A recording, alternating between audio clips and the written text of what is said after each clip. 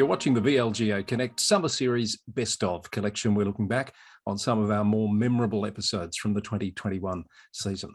I want to share with you now an episode from September when the VLGA CEO Kathryn Arndt joined me for a conversation with the Yoo-rrook Justice Commissioner SueAnne Hunter. And we talked about the important truth-telling work of the Commission and how local government might expect to be involved and assist. The Yoo-rrook Justice Commission was announced a few months ago by the state government. It's an historic royal commission looking at two streams of truth-telling with relation to the way Aboriginal people have suffered injustice over the years. Why is this an important topic for the VLGA, do you think? Look, I think I think it's a very important topic for all Victorians, and also, as we'll hear from the Commissioner, there are other jurisdictions looking with great interest in the work of this particular commission.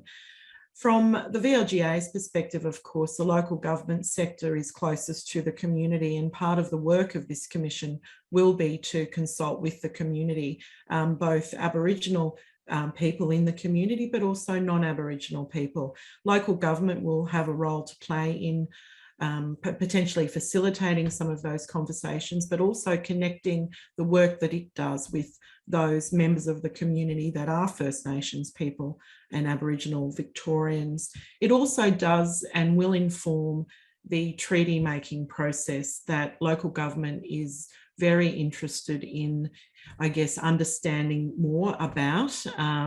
As we know, we do predict that the treaty making process will include the establishment of local treaties, so not just one statewide treaty, and that of course will have an impact for local government. So very relevant indeed, Chris. Thank you for setting the scene so nicely there, Kathryn. Let's bring in our guest, Commissioner SueAnne Hunter. Welcome to VLGA Connect. SueAnne Hunter, Commissioner from the Yoo-rrook Justice Commission. SueAnne is a Wurundjeri and Nire Ilum Warang woman. I hope I've done that justice, SueAnne. Welcome to the program. You have. Thank you. Thank you very much. Thanks for having me so we can get the word out about the Commission. Very good to have you here. And of course, Kathryn is with us as well, VLGA CEO. And I know Kathryn is keen to ask you some questions about the work of the Commission. Just set the scene for us, SueAnne, firstly, if you don't mind. You've been up and running for a few months now? Since May the 14th, it was the commissioners were announced, but there's been a lot of background work before that. So the First Peoples Assembly really lobbying for a Truth and Justice Commission. That's never happened in Australia before, so it's really exciting that we have the very first one in Victoria, and so we were appointed on the 14th of May this year, when I think all the commissioners met the day before. So there's five of us, five commissioners, three being Victorian traditional owners. There's another Aboriginal woman, a Palawa woman, who I'm happy to talk about names and stuff in a minute, but she's from Tasmania, and a former Supreme Court judge as well, who's not Aboriginal. So it's the first time a Royal Commission's actually been Aboriginal led. So it's really exciting. Victoria certainly is leading the way, firstly with the treaty legislation of 2019, I think it was, if I've got that correct. And then, of course, the establishment of the First Peoples Assembly. We've had the pleasure of having Geraldine, one of the co-chairs of the First Peoples Assembly, on our program previously. And it's a great pleasure, SueAnne, to have you here today to hear all about the work of the Commission and what you hope to achieve. Yeah, great. Thank you. Like I said before, it's timely, and we've just started. COVID's been a bit impeding, but we are getting there. It's going to be a long journey. It's a lot to fit in 3 years, so I'm happy to knock that out and what this means for you all. Well, that would be really interesting as a starting point. What is the timeline that we're looking at here? Yeah, so we have been given, so it runs off a letters patent as any other Royal Commission. So you've got these guidelines and deadlines that you must meet, and there's things you must do within the Commission. So the timelines is, so May the commissioners were announced. July 2021, the actual commission begun. And then June 2022 is our interim report, which isn't that far away really. And then June 2024, we deliver the final report. It sounds like a long time, but if we get back to our mandate, which is the letters patent, it's not a long time. No. Yeah. Now, these things, they look like there's a long tail to them, but it goes pretty quickly. So you're in that first phase, SueAnne, of getting ready for your interim report next year. What does that look like in terms of the tasks in front of you? Well, the tasks in front of us, and I don't know if people know this about Royal Commissions, and I'm learning very quickly, never sat on one myself, is that we've got to set everything up. So we don't even come with premises, we don't come with a set up IT system, we don't come with staff. So we've started to do all of the background work and the setup work in between. Probably the commissioners have been in person for probably a total of 2 weeks since then, which isn't long, which isn't a long time. So we've had to get to know each other online, which has been pretty difficult. So we've currently been working on, one of the differences with this commission is community consultation. So we have to nut out what our sort of mandate is and put it in and bring it down to a community level of what people want, and be able to incorporate that into a 3-year Royal Commission about how we do and set that. So our work will be led by the community. And I think one of the things I always say is we are the facilitators of voice. I don't see us anything other than that. So at the heart is the Yoo-rrook telling, which is truth telling. So Yoo-rrook is wamba wamba, a word for truth. So the Yoo-rrook telling and justice is at the centre of all that we do. And those stories will actually guide where our lines of inquiry will go and what we need to look at. So within the letters patent, we do have 7 clear objectives, which I'm happy to unpack for you as well as we go along. Sure, and you were selected by an independent panel, I recall reading. So the panel was clearly looking for a mix of knowledge and skills. Can you just talk about the different skill sets you and your fellow commissioners bring to the table? So there's 5 commissioners, and Arndt Burke, Professor Arndt Burke, I should say.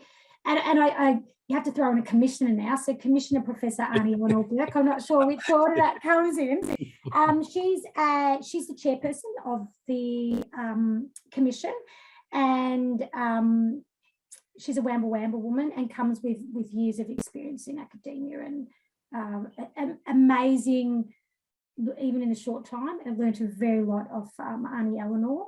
Then there's Dr. Wayne Atkinson, who previously did some truth-telling work with my dad a long time ago. My dad's since passed, but they took stories of the elders at the time. So it was for the Melbourne Museum. So it sort of fits for me, which is lovely. And he's a historian, academic, amazing man. And then there's myself, and so my background is in social work, clinical, family therapist, worked in child and family welfare for the past 20 years, advocate of child's rights, lots of community activity. So we are the 3 traditional owners of Victoria that were appointed. Then there is Professor Maggie Walter, or Distinguished Professor Maggie Walter, I should say. What Maggie brings is something a Royal Commission's never had before, and that is around data sovereignty and how we collect data and how we keep it. And the more I sit in that space and learn around, we have to set up this whole computer system that allows for that, and it's different. And in that space, if we liken it to the Royal Commission around the Bringing Them Home report, where people see everybody's stories, it's sort of open and people can take what they want. This is a bit more, this is going to be a lot more secure in people owning their own stories and truths. And then the last person is the Honourable Kevin Bell, who is a former Supreme Court judge who brings the legal expertise to the Commission, and so much more. So there is a lot of skill set and knowledge in different areas, that we all have different points of view, and it's great we can have these discussions about what we think things might look like before we put them out for consultation. Certainly a distinguished group of commissioners, and I congratulate all of you on your appointment. So, SueAnne, tell us a little bit about that community consultation process. And I know you've only just started to talk about what that might look like, but it'd be really useful to hear more about that. Well, just today, I think we've finalised our strategic priorities, which I'm not going to put out there just yet, but because it's a big mandate, we do want to know what community would like to focus on, and what are priorities in the eyes of the community, because this is 200 years in the making. This is our story, not just one or two individuals. It's the whole story of Victoria, like ours as a state. And so we want to do justice to understand what the priority is for the community, and how they would like to see what sort of order things come in, or if we've missed anything, or are they happy? So yeah, and part of the letters patent has community consultation in that. We also received a report from the First Assembly, and so they did some consultations around what people would like to see. So we've got that as a guiding light, and we have put that into sort of the strategic planning that we're doing at the moment. So will you see that the work that your commission does then leading into or informing the treaty making process, or are they standalone activities? I guess that's a really interesting question. Yeah, it is. And people think we are the Assembly. We're actually impartial from government or the Assembly, so we sit alone. We will be meeting with both though to inform them of where we're at and what's going on. But the work we're doing will help inform a framework and a process for treaty, so that by time we finish, this is the first time ever in a Royal Commission we'll have a treaty process running alongside. So when we finish, the treaty process will be able to assist in implementing these recommendations. So also the recommendations aren't going to be hidden. We want people's feedback on them, and we want to know. So we don't want any hidden surprises. We want to be as transparent as possible. And we will be, when we come around to that time, which I can't even think of yet, it's all so much to do. But when we do come to that, and there might be a few in between that we find early, and we put in the interim report to government as well. SueAnne, what struck me in reading about how this commission's been set up is there's two broad streams of work, is how it's been described, the contemporary and the historical. How much of a challenge is it going to be to separate those, or will you indeed try to separate them? Because there must be crossover.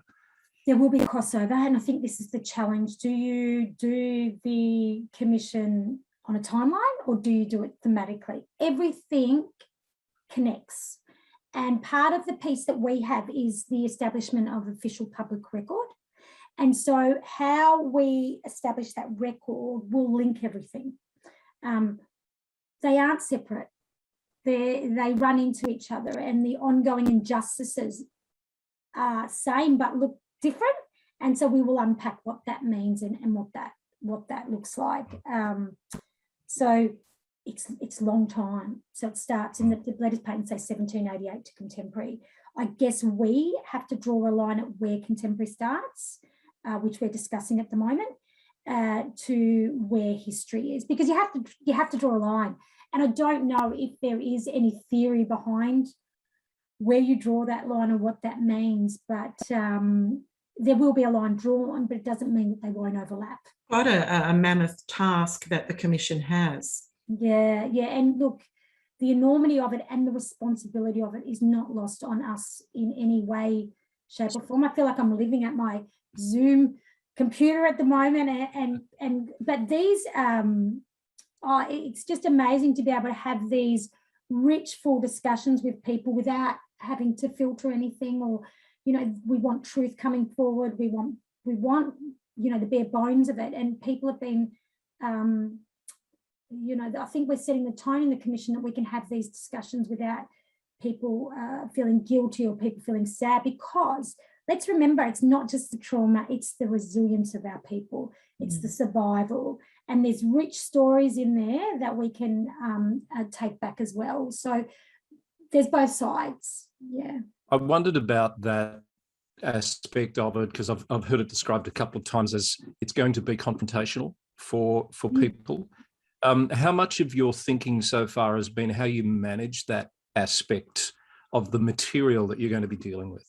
Yeah, so my background really is in trauma. So I've done a lot of training here and overseas on trauma and healing as well. So that social emotional wellbeing space is really, really critical. And I think we've done maybe 6 so far Zoom meetings with traditional owners.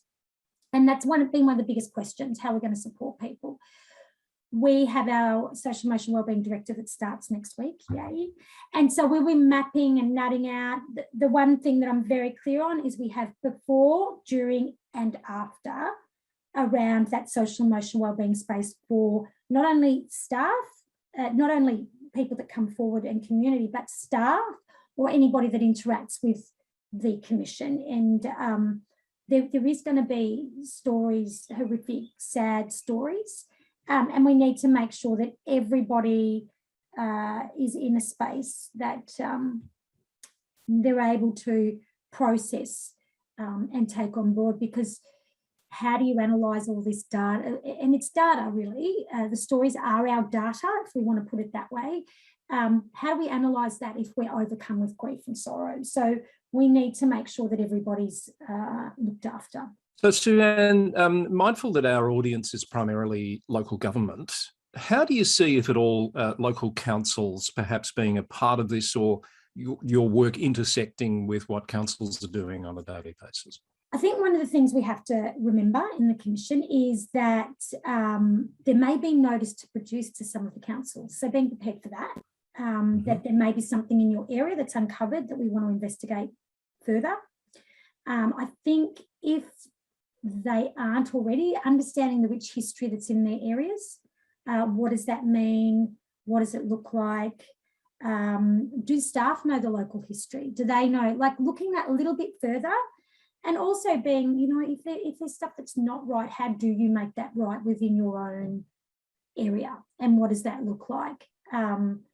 Being inclusive of First Peoples within that area, and, are there sites that need to be recognised and celebrated? Or are there sites within the area that we need to be aware of that aren't so great, but still recognising that happened within your area? That's about truth telling as well. And it's not just up to us as Aboriginal and First Peoples to do that. If someone uncovers something, we expect non-Aboriginal people to come forward with their stories as well. Maybe it might be about their people before them and what was happened on their land, and they may still have artifacts, or they may know of something on their farm, or who knows. But I think that's really brave if people can take the step before we get there. Indeed, and look, local government have been quite, proactive in this space for, more so than other sectors, and that's because they are the grassroots level of government and, representing multiple stakeholders in their community. There is a Victorian Aboriginal Local Government Action Plan or strategy that's being finalised at the moment that does have particular responsibilities for local government. One of the things I was pleased to hear about this morning, actually, in another meeting, was the establishment of a Koori network. So it's a support network for all Aboriginal and First Nations employees of local government, because often there's only 1 or 2 in the council. And so this is a group of all of those staff from across Victoria coming together in a culturally safe and sensitive network, which is being supported by, I can't think of the acronym of the department that's supporting that at the moment, but how important that is, going back to your comments before about, well-being and safety, And, you know, the important role that these staff will also have in this, but not only as an employee of the council, but also as an Aboriginal person and member of that community. I think that's a great initiative, and that's what we want people to make those initiatives themselves, and I think that shows the goodwill. One of the things I heard someone was telling me the other day, within their RAP, they've actually put a section for truth telling. So how can they support truth telling within their own areas? And it's not linked to the commission, but it is linked in the space of, yeah, that's what, before we can move forward, we need the truth telling and the justice to be able to move forward in that way. So I thought that was a great initiative. That's a really good point, SueAnne, and I'm not sure how many councils would have that truth-telling aspect in their reconciliation action plans. That's probably a bit of homework for us to do, because it sounds like a logical next step, doesn't it? Yeah, it does. And it's not until you really get into it that you think about, you're like, hang on, that is the next step. And so, you know, you can do the work, some of that work for us. And so, you know, and bring it forward. You might uncover something that you want the commission to know. You know, this isn't a witch hunt. This is truth telling. And this is our Victoria together. And how do we move forward if we can't tell the truth and find justice? So. Indeed. And I think, Chris, you're right. That is something that our members can take away and have a look at as a really positive, proactive step and a simple step, because as you say, SueAnne, this isn't meant to be overwhelming and complex. It's about people working together, you know, to tell the story. The VLGA, together with Reconciliation Victoria, have been running an annual program called the Helping Achieve Reconciliation Together Awards program since about 2014, I think it is. And those awards are recognising initiatives such as the RAP example you've just provided, that local community groups and also local governments are putting in place to progress reconciliation. And there's been some wonderful stories that have come through from the nominations that we receive from in those award process, but also the winners. So there could be some useful information and data too, you know, from our historical archives in regard to that. Yeah, and we're going to have to look at all those historical archives across the board. And I think one of the things is we can't go back there. So we'll need all those stories previously heard and told, and you know, the work of our ancestors that have done all this to get us here, their work will come into play as well. And unless we lay it out bare on the table for all of us to say, there is no moving forward. You know, yeah, it's going to be hard and it's going to hurt, but then you can move forward. SueAnne, perhaps one last question. We've mentioned a couple of times today how Victoria is leading the way with this process. Do you get a sense that other jurisdictions in Australia are watching this to see how it plays out, and that there might be others follow Victoria's lead? Yeah, so some other states are underway with treaty processes. I think truth-telling is a big discussion point at the moment. I know not only are the other states watching, can I just say the world is watching. And so this is the first time in a Truth and Justice Commission that's been so broad. Now, if we look at Canada, they had cultural genocide. We actually just have genocide. So it's big. And we're looking at making structural reforms. It says it in our letters patent, and we can make reforms too. So we are going to leave no stone unturned. We're looking at all these structures and systems that continue to oppress. And we'll come out with, hopefully, and I shouldn't say hopefully, we will come out with recommendations, because we will be putting those recommendations out to try and test, to make sure that we get this right. And it's huge. It's the eyes of the world are watching. So someone from Colombia has contacted me, and someone from Norway. And so there's lots of people around the world watching how Victoria goes, and I think we can do this justice. The responsibility is immense, but also exciting and hopeful. And from the VLGA's perspective, this platform that you've kindly joined us on today is open to you and the other commissioners, and any time you'd like to share any story or consult with our members through, particularly the local government sector, we'd be more than happy to facilitate that. Yeah, that would be great. We need partnerships along the way. We can't do this all alone, and we're really clear of that. And we will be making partnerships along the way. So maybe this is one platform that we can pop on and let people know where we're at, what we're doing, or maybe even some things, things that people can do in their areas. Indeed. Fabulous. Look forward to keeping the discussion going, SueAnne. Thank you very much for your time today. Thank you so much for having me. And we'll definitely be back and watch this space as we start to move along. Thanks, Commissioner. Thank you. Well, that's been a pretty wide-ranging discussion there, Kathryn. It's probably a bit more broad than I thought. So much to unpack, but a really important conversation to have. Really important, Chris, and I think it's just the first of many more conversations, and the VLGA looks forward to perhaps being able to support and facilitate some of those. We hope you enjoyed that look back on one of the highlights of the year 2021 on VLGA Connect. There's more to come from our summer series Best of collection. I hope you can join us again soon.